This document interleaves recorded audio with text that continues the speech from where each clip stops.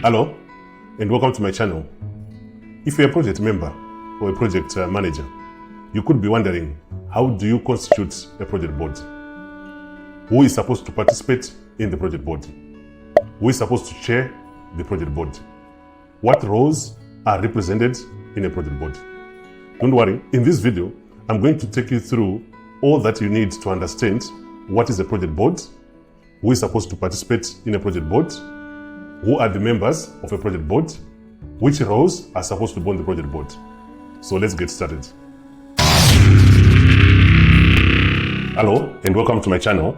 My name is Oscar Mbira. I'm a certified program and project manager. This is the channel I help aspiring project managers and also practicing project managers to succeed. So project board, normally it has a chair. So the chairperson of the project board is the executive. I've said it before. The chairperson of the board, project board, is the executive. However, the board is supposed to have three standard roles or basic roles in terms of project structure or best practice on the project structuring process. One is the business user. So what do we mean by this?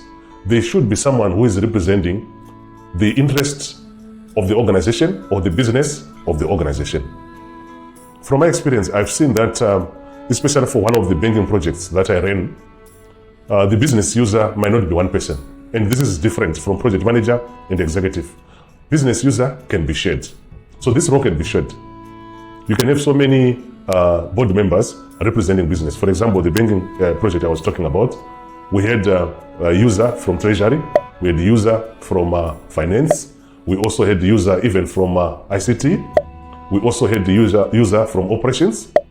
We also had the user from payments. So you don't need to bloat your project board. You don't want your project board to be very big. Normally, what I can advise from my experience, 4 to 12 project board members, it's manageable.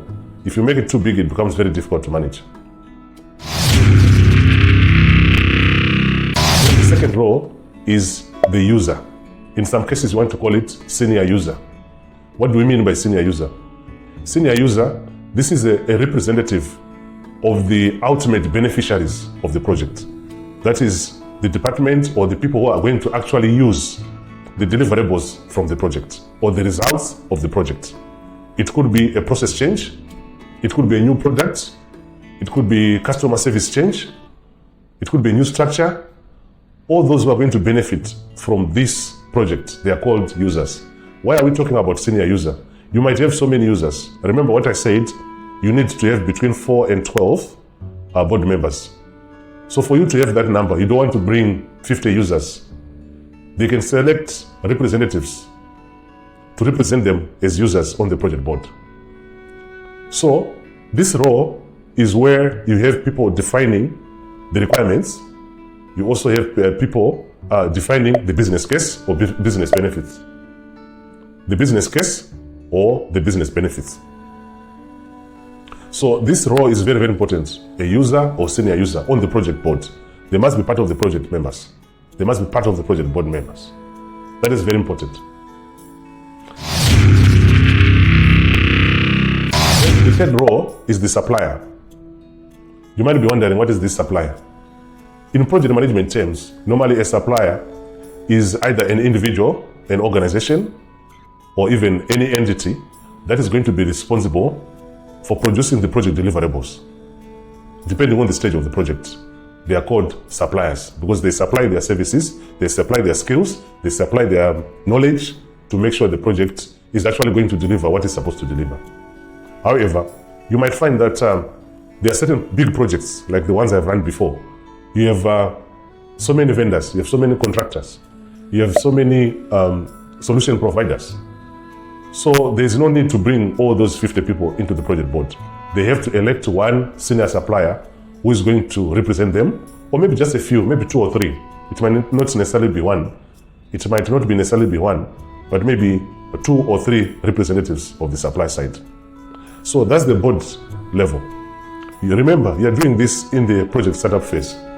So it has to be very clear how the board is going to be constituted. You work closely with the executive, or the project sponsor to make sure that the project board structure is very clear.